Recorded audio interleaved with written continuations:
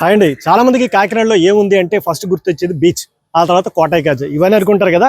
అంతేకాదు ఇంకా చారిత్రకమైనటువంటి విశేషం కలిగినటువంటి ఒక ప్రదేశాన్ని మీకైతే పరిచయం చేద్దాం అనుకుంటున్నారు. ఏంటనుకుంటున్నారా? Archaeology museum. ఇది ఎక్కడ ఉంది అంటే కాకినాడకు ఉన్నటువంటి జిఆర్టీ గ్రాండ్ అనేటటువంటి ఒక 5 స్టార్ రెస్టారెంట్ ఉంది. దాని ఆపోజిట్లో అయితే ఈ మ్యూజియం అయితే ఉంది. చాలా మంది అటు నుంచి వెళ్తుంటారు కానీ లోపల ఏముంది అనేటటువంటిది చాలా వరకు దాదాపు 90% మందికి తెలియదు. బట్ ఇక్కడే మనం తెలుసుకోవాల్సినటువంటి చాలా చరిత్ర చాలా సజీవంగా చాలా మోగగా మనకు కనబడుతూనే ఉంటుంది ప్రతి విగ్రహంలో. నా వెనకాల ఉన్నటువంటి ఈ విగ్రహం కూడా దాదాపుగా ఎక్కడో 1వ శతాబ్దంలో ఉన్నటువంటి విగ్రహం ఇది. సో ఇలాంటి 1 కాదు 2 కాదు కొన్ని వందల విగ్రహాలు ఈ యొక్క మ్యూజియంలో ఉన్నాయి. అంతేకాకుండా నన్నయ్య తిక్కన ఎర్రన్న రాసినటువంటి మహాభారత గ్రంథమే కాదు, శ్రీనాథుడు రాసినటువంటివి, పోతన రాసినటువంటివి తాళపత్ర గ్రంథాలు కూడా ఆ లోపల ఈ మ్యూజియంలో అయితే భద్రపరిచి ఉంచారు. వాటన్నిటిని ఒక్కసారి మీకు చూపించాలనేటువంటి ప్రయత్నంలోనే ఈ వీడియో అయితే చేస్తాను. రండి మనం కూడా ఒకసారి లోపలికి వెళ్ళి చూద్దాం.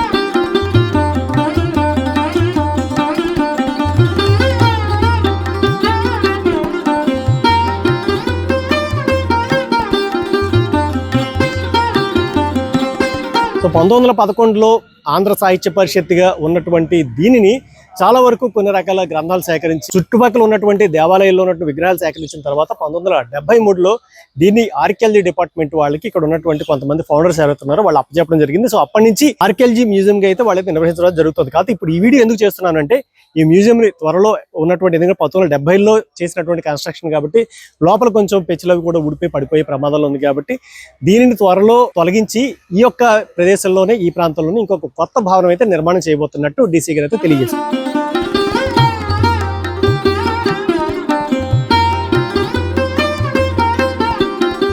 అండ్ ఏదైతే కాకినాడలో ఉన్నటువంటి ఆర్కియాలజీ మ్యూజియం ఏదైతే ఉందో దానికి సంబంధించినటువంటి అసిస్టెంట్ డైరెక్టర్ తిమ్మరాజు గారు మనతో ఉన్నారు. వారిని అడిగి మరికొన్ని విశేషాలు అయితే తెలుసుకుందాం. సార్, యాక్చువల్గా నాకు తెలిసినటువంటి సమాచారం ప్రకారం 1911 అప్పుడైతే స్టార్ట్ అయింది. తర్వాత 1973లో దీన్ని మళ్ళీ రీకన్స్ట్రక్షన్ అయితే చేశారు. అంతవరకు మాకు తెలుసు. కాకపోతే ఇక్కడ ఉన్నటువంటి విగ్రహాలు ప్రతిదీ కూడా ఒక్కొక్క కథ ఒక్కొక్క చరిత్ర అయితే చెప్తున్నాయి. సో అది చెప్పాలంటే మీరే చెప్పాలి. అసలు ఏంటి అసలు ఇక్కడ ఇది రావడానికి గల కారణం ఏంటి? ఈ విగ్రహాల వెనకాల ఉన్న అసలు కథ ఏంటి? మంచిదండి. ఈ యొక్క ఆంధ్ర రాష్ట్రంలో మన యొక్క చరిత్రని, సంస్కృతిని, సాహిత్యాన్ని, కళని బయటకు తీసుకొద్దామన్న ఉద్దేశంతో అప్పటి తొలి ఆర్డీఓ అయిన జయంతి రామయ్య పంతులు గారు మన ఈ యొక్క తూర్పు పశ్చిమ గోదావరి జిల్లాలోనే కాకుండా సాధ్యమైన వరకు ఆంధ్ర రాష్ట్రంలో ఉన్న కళాఖండాలని, సాహిత్య ప్రతుల్ని, సాహిత్య గ్రంథాలని, రాగరేకుల శాసనాలని అన్నిటిని ప్రజలకు తీసుకొచ్చి ప్రజలు వాళ్ళ యొక్క చరిత్రను ప్రజలకు చెప్దామనే ఉద్దేశంతో ఆంధ్ర సాహిత్య పరిషత్తు అనే ఒక సంస్థను చెన్నై నగరంలో 1911లో ఏర్పాటు చేసి ఆయన అలాగా ఏర్పాటు చేయడానికి మన పిఠాపురం జమీందార్ గారు రాజావారైన సూర్యారావు బహదూర్ గారు ఎంతో ఆయనకి ఆర్థికంగా సహకారాన్ని అందించిన పిదప ఆయన అనేక మంది కళాకారులతోనూ, కవులతోనూ, అనేక మంది సాహితీవేత్తలతోనూ, ఔత్సాహిక చారిత్రకారులతోనూ గుమ్ముగూడి వాళ్ళని సేకరించి వారి ద్వారా ఈ మ్యూజియంలో అనేక కళాఖండాలు, వస్తువుల్ని అన్నిటినీ సేకరించడం జరిగిందండి. అప్పుడు సేకరించిన తర్వాత రానున్న రోజుల్లో 1976లో పురావస్తు శాఖ వారికి, ఆంధ్రప్రదేశ్ ప్రభుత్వం వారికి అప్పచెప్తే 1976 నుంచి పురావస్తు శాఖ వారు ఈ యొక్క మ్యూజియంని మెయింటైన్ చేస్తూనే కాకుండా ఈ యొక్క శాఖ పరిధిలో ఒక 50-60 యొక్క దేవాలయాలే కానీ మాన్యుమెంట్స్ ఏమంటే పరిరక్షిత కట్టడాలను పరిరక్షించడం జరుగుతుంది. ఇక ఈ మ్యూజియం విషయానికి వస్తే ఈ మ్యూజియంలో అనేక పురావస్తు సంగ్రహాలయం అన్నమాట. ఇందులో క్రీస్తు పూర్వం దగ్గర నుంచి నేటి వరకు అనేక కళాఖండాలు మనకి ఇందులో నిక్షిప్తం చేయడం జరిగిందండి. సార్, యాక్చువల్గా ఇది ఆంధ్ర కళా పరిషత్ అనేది అంటే సాహిత్యానికి సంబంధించినటువంటి ఒక వేదికగా అయితే ముందు ఇది ఉండేది. అవునండి. సో 1973 తర్వాత మీరు అన్నట్టు దీన్ని ఆర్కియాలజీ డిపార్ట్మెంట్ వాళ్ళు హ్యాండ్ ఓవర్ చేసుకున్నారు. అవునండి. సో చేసుకున్నాక అంటే ఈ లోపల ఏమేమి పెట్టారు, అసలు ఏమేమి మీరు పరిరక్షిస్తున్నారు? మేము ఏమేమి పరిరక్షిస్తున్నామంటే అప్పట్లో ఆంధ్ర సాహిత్య పరిషత్ వారు సేకరించిన ఈ యొక్క పురావస్తు గ్రంథాలనే కానీ, పురావస్తు వస్తువులనే కానీ, ఇంక చెప్పాలంటే నాణ్యాలు, బిఫోర్ కామన్ ఎరా దగ్గర నుంచి నేటి వరకు అనేక నాణ్యాలు, రాగిరేకుల శాసనాలు, రాతి శాసనాలు, కళాఖండాలు, విగ్రహాలు, తర్వాత తాళపత్ర గ్రంథాలు. మన దగ్గర ఉన్న తాళపత్ర గ్రంథాలు ఆంధ్రప్రదేశ్లో ఎక్కడా లేవన్నమాట. ఒక 5,000 తాళపత్ర గ్రంథాలని సేకరించడం జరిగింది. అంటే ఇందులో ఎవరైనా ప్రత్యేకించి ఈ కవులకు సంబంధించినటువంటివి అనేవి ఏమైనా ఉన్నాయా? మనకి ప్రాచీన కవులైనటువంటి నన్నయ్య గారు కానీ, తిక్కన గారు కానీ, తర్వాత శ్రీనాథుని గారి కవి కానీ, తర్వాత పోతన వారి యొక్క సమకాలీనికులు, ఆ తర్వాత వారు రచించిన అనేక తాళపత్ర గ్రంథాలతో పాటు సాహిత్యంతో పాటు ఇక్కడ ఆయుర్వేద గ్రంథాలు మన దగ్గర, యోగా గ్రంథాలు, అన్ని తాళపత్ర గ్రంథాలు, ఆయుర్వేదంలో ఏమేమి ఉందో అన్ని యొక్క విషయ పరిజ్ఞానం మనకు తాళపత్ర గ్రంథాల్లో నిక్షిప్తం చేసి మన యొక్క ఈ పరిషత్తులో రాయడం జరిగింది. తాళపత్ర గ్రంథాలు అంటే యాక్చువల్ తాటి ఆకు మీద రాసేవారు. తాళపత్ర గ్రంథాలు అంటే అప్పుడులో బుక్స్, పెన్లు, పేపర్లు లేవు. వాటిని వాళ్ళు ఆ రోజుల్లో ఉన్న వాళ్ళ ఇండిజినియస్ నాలెడ్జ్తో తాళపత్రాలు, తాటి ఆకులనే ఒక బుక్గాను, ఒక గ్రంథంగాను ఏర్పాటు చేసుకుని తాళపత్ర దాని మీదే అప్పుడులో ఉన్న జ్ఞానాన్ని అంతా లిఖించి నేటి సమాజానికి ఇవ్వడం జరిగింది. అంటే దాన్ని అంటే నా డౌట్ ఏంటంటే, అంటే మామూలుగా మనం ఏదైనా తాటాకుతో చేసినట్టు విసనకర్రలు అదే చేసుకుంటేనే కనీసం మనకు ఒక వారం 10 రోజులు కూడా రావు. బట్ అన్ని సంవత్సరాల నుంచి ఇప్పటి వరకు వాటిని వచ్చినట్టు అని మీరు ఎలా వాటిని ప్రొటెక్ట్ చేస్తారు, ఎలా సెక్యూర్ చేస్తారు వాటిని? యాక్చువల్గా వాళ్ళు మామూలుగా తాళపత్ర గ్రంథాన్ని ప్రిపేర్ చేసేటప్పుడే మీరు ఇప్పుడే అన్నారు వారం రోజుల తర్వాత ఇసునకర్ర పోతుంది, 5 రోజుల తర్వాత తాటి కమ్మ, తాటి మట్ట పోద్దని. వాళ్ళు దాన్ని ఒక ప్రత్యేకమైన తాటాకుల్ని, మంచి క్వాలిటీ ఉన్న తాటాకుల్ని కోసి వాటిని కొన్ని రోజుల పాటు నీటిలో నానబెట్టిన తర్వాత అది ఉబ్బుతుంది. ఉబ్బిన దాని మీద కొంచెం వాళ్ళు ఆ రోజుల్లో ఉన్న ఆయుర్వేదాన్ని ఏదో వేసి అది కొంచెం ఉబ్బిన దాని మీద రాసి దాన్ని డ్రై చేస్తారు. డ్రై చేసిన దాన్ని ఎప్పుడైతే ఇది నీటిలో నానబెట్టి ఎండబెట్టి ఎప్పుడైతే రసాయనాలు కలుపుతారో అవి ఒక 50 నుంచి 100 సంవత్సరాల వరకు పాడవకుండా అవకాశం ఉంది. ప్లస్ వాటిని కూడా ఈ పురుగు పుట్ర చేరకుండా ఒక గుడ్డల్లో కట్టి దాస్తూ సుమారుగా ఈ 800-900 సంవత్సరాల నుంచి నేటికి కూడా మనకి అవి ఇవ్వడం జరిగింది వాళ్ళు. అయితే మన దగ్గరికి వచ్చిన తర్వాత నేటి ఉష్ణోగ్రత పరిస్థితుల ప్రభావం వల్ల, ఈ ఎండలు ఎక్కువగా అయిపోవడం వల్ల ఇవి పురుగులు, ఈ మైట్స్, చిన్న చిన్న చెదలు ఇవన్నీ చేరడం వల్ల వీటిని తినేయడానికి ఆస్కారం ఉంది. కాబట్టి మనము లెమన్ గ్రాస్ ఆయిల్, తర్వాత కొన్ని కెమికల్స్, దాన్ని ప్రిజర్వ్ చేసే ఈ తాటిపత్ర గ్రంథాలను ప్రిజర్వ్ చేసే కొన్ని కెమికల్స్ను ఉపయోగించి మనం వాటిని ప్రిజర్వేషన్ చేయడం జరుగుతుందండి. Super sir. అంటే యాక్చువల్గా లోపలికి ఒకసారి మాకు కూడా అవకాశం ఉంటే వాటిని కూడా ఒకసారి చూపించండి. తప్పనిసరిగా మీరే కాదు, మన ప్రేక్షకులు, మన యావత్ ప్రజలు ఇవన్నీ చూస్తే మనకి ఇంత సంపద ఉందా, మనం ఇంత ఘన చరిత్ర గలవాళ్ళం అనే ఒక సంభ్రమాశ్చర్యాలకి మన ప్రేక్షకులు కూడా లోను. ఇప్పటివరకు బయట ఉన్నటువంటి చారిత్రకమైనటువంటి సంపదను చూసాము, లోపల సాంస్కృతిక సంపద ఉంది అని చెప్పేసి మన డిప్యూటీ డైరెక్టర్ అయితే అసలు లోపలికి వెళ్ళి ఏమేమి ఉన్నాయని చూడాలి. నాకైతే చాలా ఎక్సైటింగ్ గా ఉంది. ఒకసారి రండి నాతో పాటు. లోపల తాళపత్ర గ్రంథాలు ఉన్నాయన్నారు, వాటిని ఎలా భద్రపరుస్తున్నారు, అసలు వాటి పరిస్థితి ఎలా ఉంది, నన్నయ్య తిక్కన రాసినటువంటిది, శ్రీనాథుడు రాసినటువంటి ఆ తాళపత్ర గ్రంథం, ఎందుకంటే వాళ్ళని ఎలాగో మనం చూడలేకపోయాము. సరే, వాటిని చూసే ప్రయత్నం అయితే మనం చేద్దాం. ఇక్కడ ఉన్నాయి కదా, యాక్చువల్గా ఇలాగే వీటన్నిటిని కూడా భద్రపరిచారు. లోపల ఇంకా ఉన్నాయి, ఒకసారి రండి. ఫస్ట్ ఏం చూపిస్తారో అయితే చూద్దాం. సార్ ఏంటి ఈ తాళపత్ర గ్రంథాలు అయితే చాలా కనబడుతున్నాయి, ముందు మాకు అసలు ఏం చూపించబోతున్నారు మీరు? మీకు ఒకటేంటండి, 5,000 మీరు చూడాలే కానీ 5,000 తాళపత్ర గ్రంథాలని ఒకే ఒక రూమ్ లో చూపించేస్తాం, 2-3 రూమ్లో మీకు చూపించేస్తాం. అసలు మనం ప్రాథమికంగా మన తెలుగు గ్రంథమైన మహాభారతం చూద్దామండి. ఫస్ట్ మహాభారతం అంటే మనకి నన్నయ్య తిక్కన కవిత్రయము ఎవరైతే ఉన్నారో వాళ్ళు రాసినటువంటి మహాభారత గ్రంథంలో అనేక ఆశ్వాసాలు మన దగ్గర ఉన్నాయి. సో వారు రాసినటువంటి తాళపత్ర గ్రంథం ఇది, చూడొచ్చు. మహాభారతం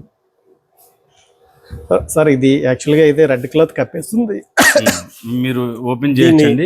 అంటే మీరు అనుకుంటే మహాభారతం అంటే ఒక్క చిన్న దాంట్లోనే నిక్షిప్తం కదండి, ఇవన్నీ అందులో ఉన్న ఆశ్వాసాలు ప్రతి చాప్టర్ ఉంటాయి, చాప్టర్లో ఎన్నో ఉంటాయి.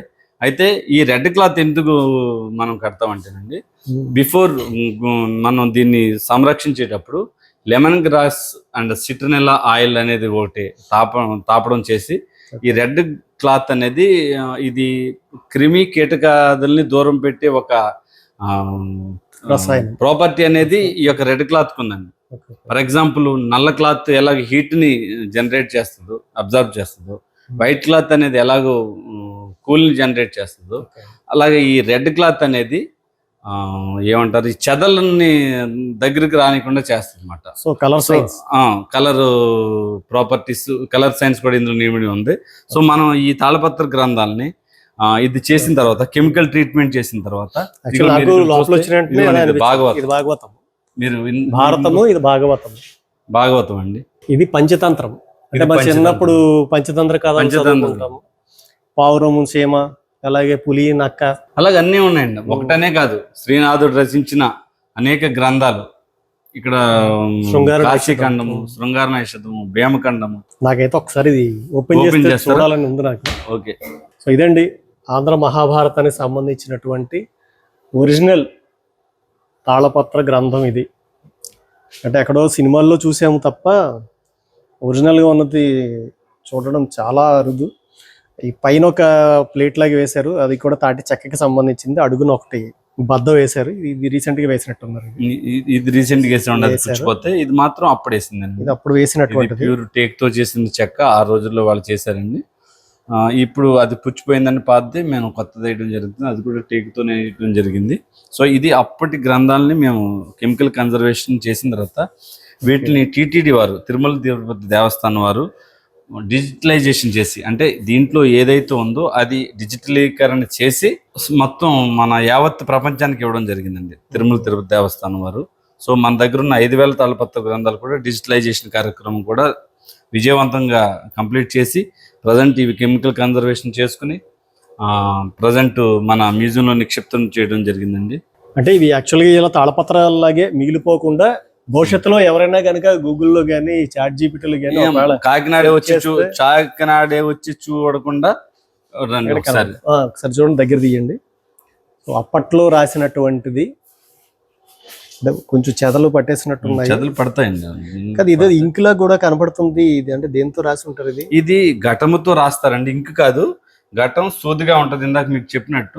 తాటాకుల్ని నానబెట్టిన తర్వాత అవి కొంచెం బల్జ్ అవుతాయి. బల్జ్ అయిన తర్వాత మనం గోరుతో ఎలాగైనా ఒక ఆకారం వస్తుంది కదా, ఆ విధంగా ఆ టెక్నాలజీతో వాళ్ళు రాశారు. మీరు వాళ్ళ దస్తూరిని చూసగలిగితే వాళ్ళ యొక్క హ్యాండ్ రైటింగ్ నిజంగా ఎంత సుందరంగా ఉంటుందో మీరు చూడొచ్చు, దగ్గరగా చూడొచ్చు.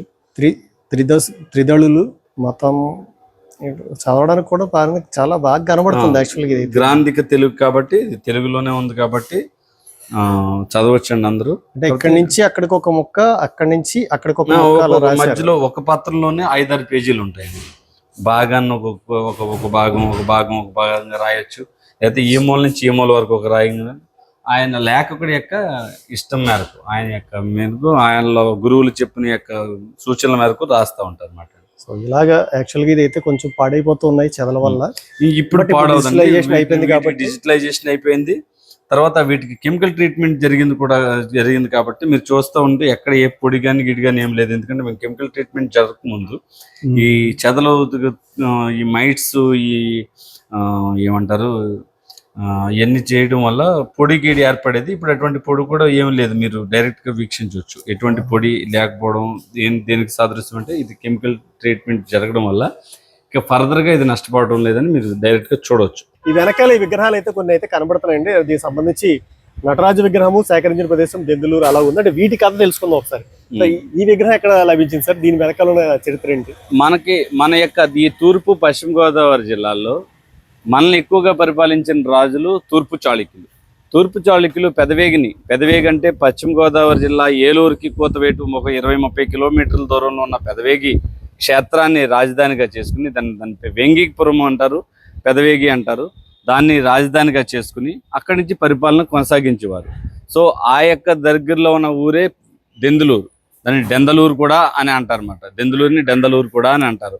ఆ ఏరియాలో రెడ్ శాండ్ స్టోన్ అనే ఒక రాయి దొరుకుతుంది. ఆ రాతి మీద మీరు చూసుకుంటాం అయితే అక్కడ ఉన్న శనివారపేటలో ఉన్న, ఏలూరులో ఉన్న శనివారపేటలో కానీ, ఏలూరు పరిసర ప్రాంతాల్లో ఉన్న అనేక టెంపుల్సే కానీ, అనేక విగ్రహాలు కానీ అది రెడ్ శాండ్ స్టోన్తో చాళుక్యులు చేసేవారు అన్నమాట. అటువంటి కోవకు చెందిన విగ్రహమే ఈ యొక్క నటరాజు వారి విగ్రహము.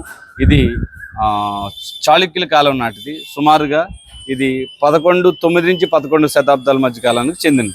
అంటే 11-9 అంటే దాదాపు 1000 సంవత్సరాలు దాటేసింది. సో యాక్చువల్ గా నేను ఏదైతే చెయ్యి వేసి చూస్తున్నానో ఇది 1000 సంవత్సరాల క్రితం ఒక శిల్పి చెక్కినటువంటి శిల్పము. ఎప్పటికీ కూడా ఆ చేతిలో ఉన్నటువంటి ఆయుధాలు కానీ, డమకం కానీ, డామరకాలు కానీ, అంటే ఓ పక్కన వేదాలు పట్టుకున్నట్టున్నారు, అలాగే ఏదో తాళపత్ర గ్రంథాలు. సో మొత్తం అన్ని ఉన్నాయి. కిందన ఒక అతన్ని తొక్కుతున్నట్టుగా ఉంది. అలాగే ఈ పక్కన ఎవరో డాన్స్ చేస్తున్నారు. ఇది ఎవరిని తొక్కుతున్నారంటే అపస్మార, అంటే నటరాజు వారు ఏంటంటే ప్రజల్ని చైతన్యపరచడం కోసం డాన్స్ అనేది ప్రజల్ని చైతన్యపరచడం. అంటే మామూలుగా మనకి బద్ధకం అనేది అపస్మారం అన్నమాట. అంటే బద్ధకాన్ని మనం లేజినెస్ ని తొక్కి చైతన్యంగా ఉత్సాహంగా ఉండాలి అనే దానికి సాదృశ్యము ఈ అపస్మార. దీన్ని నటరాజు వారు మన లేజినెస్ ని తొక్కడం చూడడానికి చూపించే ఒక సింబాలిక్. Super sir. అయితే ఇంకొక విగ్రహం కూడా నన్ను ఆకర్షిస్తుంది, ఒకసారి అక్కడికి కూడా వెళ్దాము. అక్కడికి వెళ్ళి దాని కథ ఏంటో తెలుసుకుందాం. సార్ యాక్చువల్గా అక్కడ ఉన్నదైతే దేవతా విగ్రహం లాగా నటరాజు అలా కనబడుతున్నాయి. ఇంకా కొన్ని సూర్యుడు కానీ, బుద్ధుడు కానీ మిగతా కనబడుతున్నాయి. అయితే ఇది దేవతా విగ్రహం, ఇది ఏమిటి నాకైతే ఇది అర్థం కాలేదు యాక్చువల్గా. ఇది ఏంటిది? ఇది ఇక్కడ కూడా మీకు ఒక విచిత్రమైన లేకపోతే ఒక విశిష్టమైన విగ్రహం అండి. ఇది ఈ ప్రాంతాన్ని పరిపాలించిన, అంటే మనకి పంచారామాలు నిర్మించిన చాళుక్యులు ఎవరైతే ఉన్నారో వాళ్ళు అగ్రగణ్యుడు, శ్రేష్ఠుడు చాళుక్య భీమ మహారాజు. చాళుక్య భీమ చాళుక్య రాజులో అగ్రగణ్యుడు అనమాట. ఆయన మనకి సామర్లకోటలో కుమారరామ భీమేశ్వర స్వామి దేవాలయం కానీ, ద్రాక్షారామంలో ఉన్న శివాలయం కానీ, అదే పంచారామం కానీ, తర్వాత భీమవరం ఏదైతే మన భీమవరం గునిపూడి భీమవరం అయితే ఉందో ఆ భీమవరంలో ఉన్న ఆ పంచారామ క్షేత్రాన్ని కూడా ఈ చాళుక్య భీమరాజు కట్టించారన్నమాట. ఆయన యొక్క పట్టాభిషేక మహోత్సవాన్ని ఈ రోజుల్లో మన ఫ్లెక్సీలు ఏ విధంగా అయితే ఎంచుకుంటున్నామో ఆ రోజుల్లో ఆయన ఒక రాతి విగ్రహం మీద ఆయన యొక్క పట్టాభిషేకాన్ని చెక్కించుకున్నారన్నమాట. అప్పుడు ఉన్న శిల్పి ఆయన యొక్క పట్టాభిషేకాన్ని ఒక రాతి మీద చెక్కి ప్రజలకు ఆ రోజుని చూపించడం జరిగింది. అంటే ఆ రోజు నుంచి ఈ రోజు వరకు సుమారుగా 800-900 సంవత్సరాల నుంచి కూడా ఈ యొక్క చాళుక్య భీముల కాలం నాటి ఈ యొక్క పట్టాభిషేక దృశ్యాన్ని మనం ప్రజల కోసం ఇక్కడ పెట్టడం జరిగింది. సో ఇది నాకు తెలిసి నేను అనుకోవడం ఫస్ట్ అడ్వర్టైజ్మెంట్ అయ్యి ఉంటుంది భూమి మీద. అవునండి. సరే, ఇక్కడ అనేక రకాలైనటువంటి విగ్రహాలు అయితే చూసాము. బట్ ఇక్కడైతే అంటే ఉన్న శివలింగాలు అన్నింటిలోకి ఇది చాలా పెద్దగా కనబడుతుంది. దీని మీద ఏదో ఒక మార్క్స్ కూడా ఉన్నాయి. దీన్ని ఏమంటారు సార్? దీన్ని యాక్చువల్గా అండి ఏకశిలతో, అదే నేను ఇందాక చెప్పినట్టు భీమవరంలో ఉన్న సోమేశ్వర జనార్దన స్వామి దేవాలయంలో ఉన్న శివాలయంలో ఉన్న శివలింగాన్ని తీసుకొచ్చి ఇక్కడ పెట్టడం జరిగిందండి. ఎందుకంటే ఈ ఆఫీస్ ఈస్ట్ వెస్ట్ గోదావరికి సంబంధించిన ఆఫీస్ కాబట్టి. అయితే ఇక్కడ మీకు కనిపించేది సోమసూత్రం అండి. సోమసూత్రానికి నందిని ఎదురుగుండా పెట్టి జనరల్ గా పెడతా ఉంటారు. సో అయితే ఇక్కడ మనం చూసుకోవాల్సింది ఏంటంటే ఇంత పెద్ద శివలింగం మనకి అరుదుగా కనిపిస్తూ ఉంటది. సో చాళుక్య భీములు కట్టించిన దాంట్లో ఇది కూడా ఒక అరుదైన శివలింగం అన్నమాట. యాక్చువల్ గా సామర్లకోట చూసుకున్నా, మనకి ద్రాక్షారం చూసుకున్నా చాలా అంటే దాదాపు 5 అడుగులు 6 అడుగులు ఉంటాయి. కాకపోతే భీమవరంలో ఉన్నటువంటి విగ్రహం చూసుకుంటే కనుక సేమ్ ఇంతే సైజులో ఉంటుంది. అంతేనండి. మీకు తెలిసిన ప్రేక్షకులు ఇలాగే ఉంటున్నారు. అంటే మేబీ పానపట్టంలోకి ఇదంతా వెళ్ళిపోయింది. ఇక్కడ వరకు పానపట్టం కింద వరకు ఉంటుంది. సో అదొకటి ఎదురుగుండా ఇంకోటి కనబడుతుంది సార్. ఇదేంటి? దీనికి అదేంటిది? ఇది కొంచెం విచిత్రంగా ఉంది. ముఖాన్ని బేస్ చేసుకుని ఆ ముఖలింగం అంటారండి. ఇది లింగమే, ఒకవైపు ముఖం ఉంది కాబట్టి దీన్ని ముఖలింగము అంటారు. ముఖాన్ని ఆ ముఖంలో కూడా ఒక సైనికుడిని పెట్టడం జరిగిందండి. సైనికుడు అంటే భైరవుడు అనుకోవచ్చు, ఒక సైనికుడు, ఎవరన్నా భైరవుడు కూడా అనుకోవచ్చు. అయితే ఇది ముఖలింగం అంటారు. ముఖలింగాన్ని పెట్టడం జరిగింది. అంటే యాక్చువల్ గా నిజానికి ఏంటంటే ఇది అంటే ఎటువైపు మీకు వెనకాల ఉన్నది నేను కూడా వీడియోలో చూపిస్తాను పక్కన మీకు. అంటే హాఫ్ శివలింగం ఉంది, శివలింగానికి ముందు భాగంలో ఈ యొక్క చెక్కబడి ఉంది. చాలా అరుదుగా ఉంది. ఇంకొక లింగం కూడా ఒకసారి చూసామండి దాని దగ్గర. సో ఈ వీళ్ళిద్దరు ద్వారపాలకులు జై విజయలు అండి. ఇది సర్పవరం భావనారాయణ స్వామి దగ్గర నుంచి సర్పవరం భావనారాయణ స్వామి ఎక్కడ తీసుకొచ్చి ఇక్కడ ఇంకొక శివలింగం ఉంది సార్. ఇందాక దాని మీద ఉన్న షేపులు, దీని మీద ఉన్న షేపులు కొంచెం సోమసూత్రాన్ని ఆ శిల్పులు వివిధ రకంలో చెక్తా ఉంటారండి. కొన్ని ఆర్టిస్టిక్ గా చేయాలని ఆ విధంగా ఈ సోమసూత్రాన్ని ఇలాగ చేయడం జరిగింది. సో ఆ విగ్రహంతో పోలిస్తే ఇది కొంచెం చిన్నగా ఉంది. సో అదొకటి ఇక్కడ అంటే మనకి అంటే హిందూ దేవాలయాలు వీటితో కన్నా ఇంకొక 2 కూడా కనబడుతున్నాయండి ఇక్కడ. ఓకే. సో మన ఇటు వస్తే కనుక ఇది బుద్ధుడా అంటే ఈ జైన వర్ధమాన మహావీరుడు అండి. జైన్ ఇది జైన మతానికి చెందిన తీర్థంకరులు 13-14 అయిన వర్ధమాన మహావీరుడు అని చెప్పుకోవచ్చు. నిజంగా అలా కూర్చున్నట్టే ఉంది. అంతే. అంటే ఈ విగ్రహం చూసుకుంటే దాదాపుగా నేనే దగ్గరలో ఒక 6 feet ఉంటాను.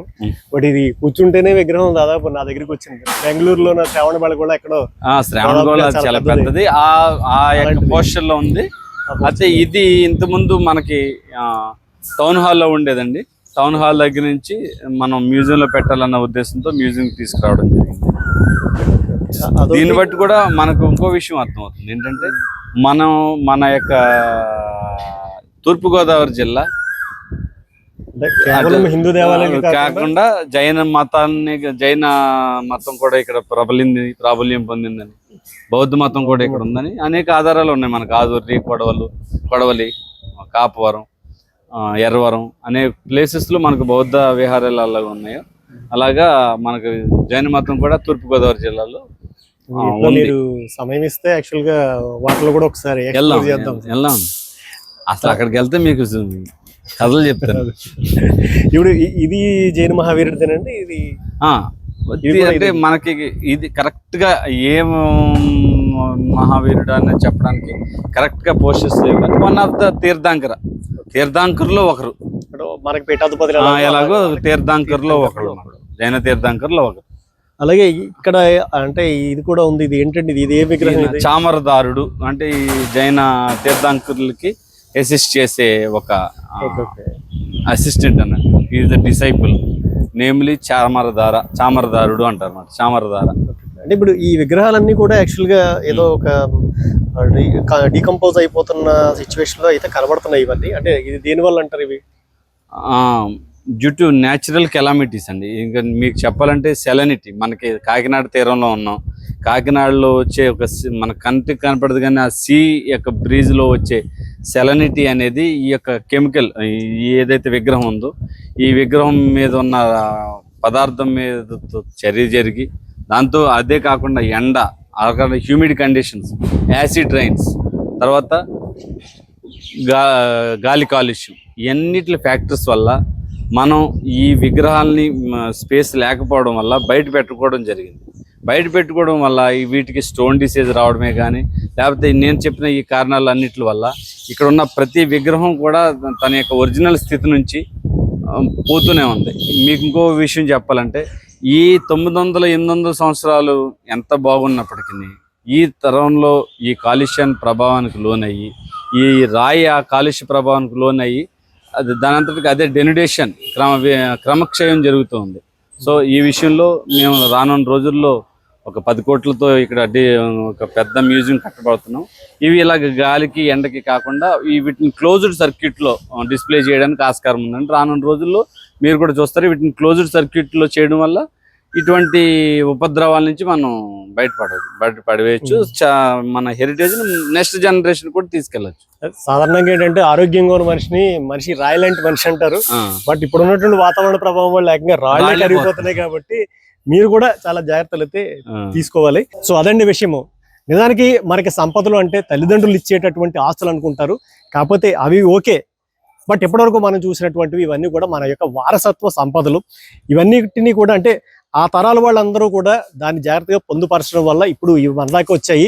ఈ వీడియో చేసే ఉద్దేశం ఏంటంటే వీటిని మనం కూడా ప్రిజర్వ్ చేసుకుని వీటిని నెక్స్ట్ తరాలకు అందించేటువంటి ప్రయత్నం చేయడంలో ఎంతసేపు ఆర్కియాలజీ డిపార్ట్మెంట్ వాళ్ళు ఇంకోళ్ళే కాదు, మన బాధ్యత కూడా కొంతవరకు ఉండాలి అనేటువంటి ఉద్దేశంతో ఈ వీడియో కూడా చేస్తాను. సో ఇది సూర్యాకుండి మరోసారి మళ్ళీ మీ ముందుకు వస్తాను. Until then bye by.